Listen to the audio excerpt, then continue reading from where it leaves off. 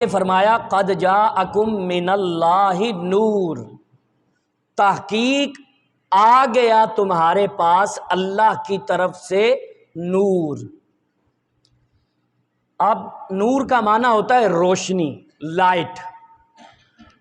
اگر اس آیت کی تفسیر میں آپ 50 سے 60 تفاسیر بھی اٹھا لیں تو آپ کو اس بات میں کوئی اختلاف نہیں ملے گا کہ حضور کو نور ہر کوئی مانتا ہے، حضور کو نور ہر کوئی مانتا ہے، صرف وہ جو نور کی تقسیمیں ہیں آگے اس میں اختلاف پایا جاتا ہے، باقی نور ہر کوئی مانتا ہے۔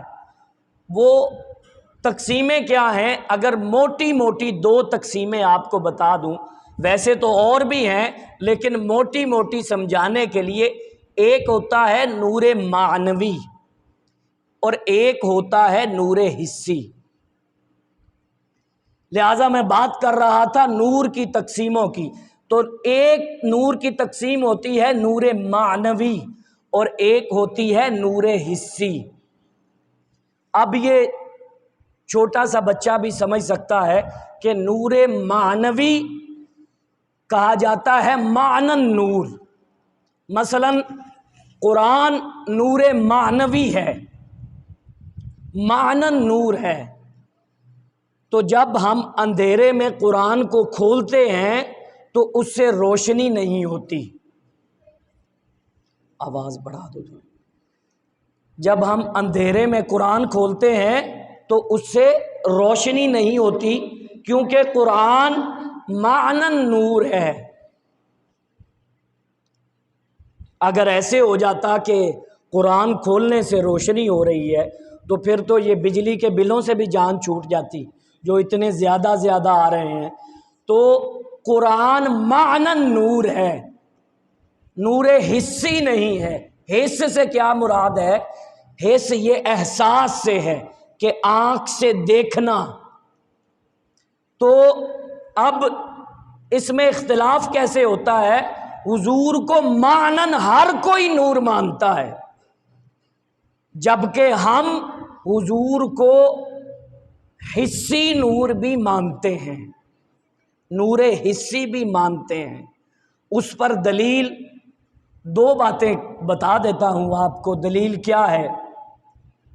یعنی ہمارا یہ عقیدہ ہے کہ حضور معنن تو نور ہیں ہی، لیکن حضور نور حسی بھی ہیں جو آنکھ سے دیکھا جا سکتا ہے۔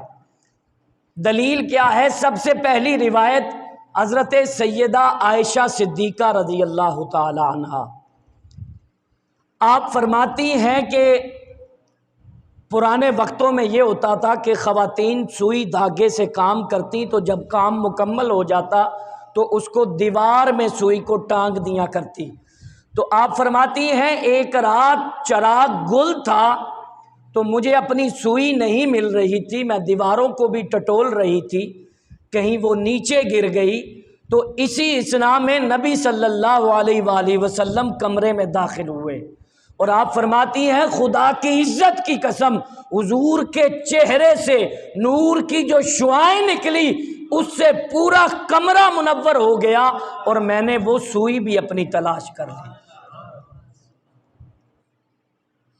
پھر دوسری دلیل حضرت حلیمہ سعدیہ، حضرت حلیمہ سعدیہ جب حضور کو لینے کے لیے مکہ میں آئیں تو آپ کے حالات بڑے ابتر تھے، ڈاچی بھی کمزور تھی، آپ خود بھی فالج زدہ تھی، ایک سائیڈ آپ کی فالج کی وجہ سے مفلوج تھی۔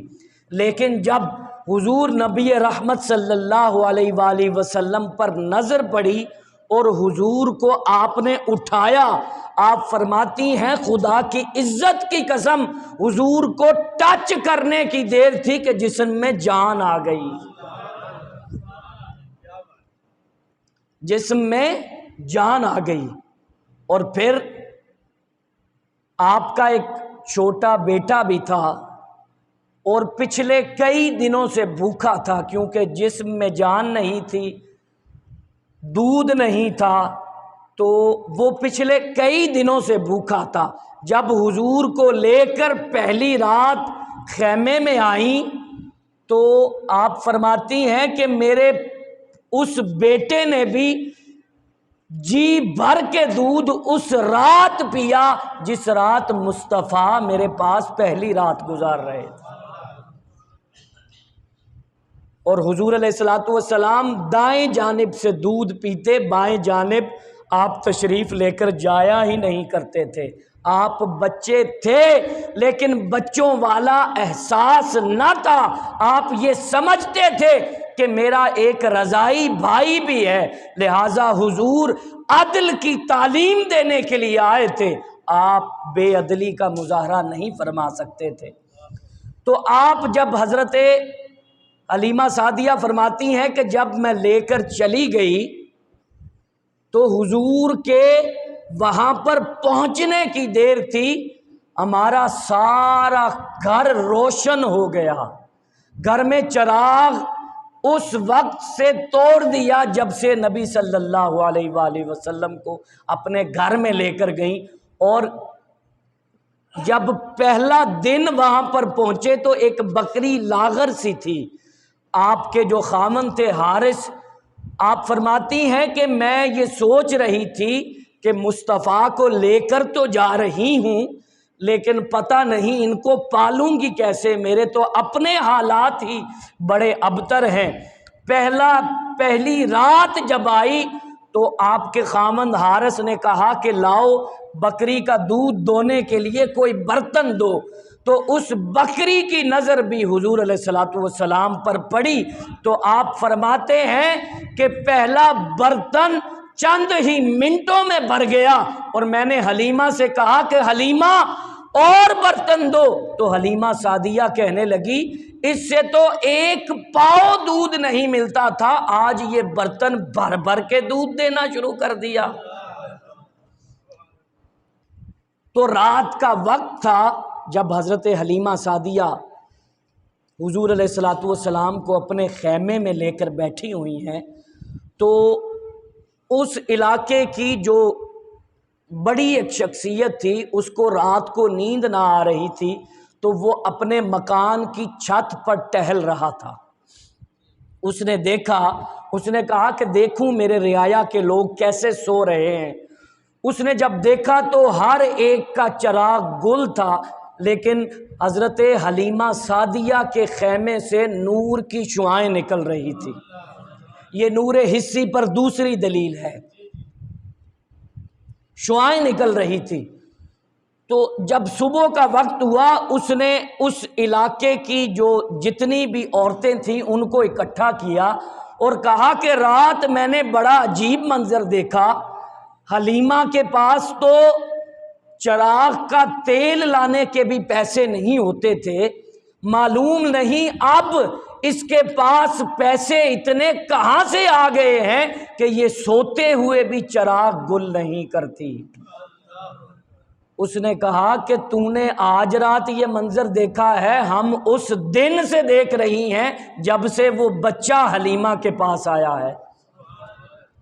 سب اکٹھے ہو کر حضرت حلیمہ سعدیہ کے پاس پہنچے اور کہا حلیمہ بتا تو صحیح کہ تیرے ہاتھ کون سا خزانہ لگ گیا ہے، تیرے ہاتھ کون سی دولت آ گئی ہے کہ رات کو سوتے ہوئے بھی چراغ گل نہیں کرتی.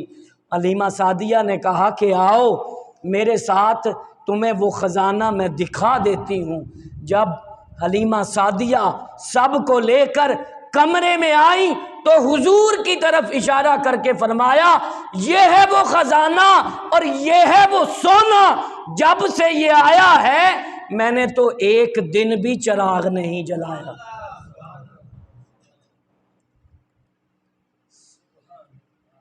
یہ نور حسی پر دوسری دلیل ہے. یعنی اللہ رب العزت نے حضور علیہ الصلوۃ والسلام کو جو نور فرمایا، ہمارا عقیدہ یہ ہے کہ معنن تو حضور نور ہیں ہی لیکن اس کے ساتھ آپ نور حسی بھی رکھتے تھے. احساس کی آنکھ سے جو دیکھا جاتا نور ہے وہ بھی حضور علیہ الصلوۃ والسلام نور تھے.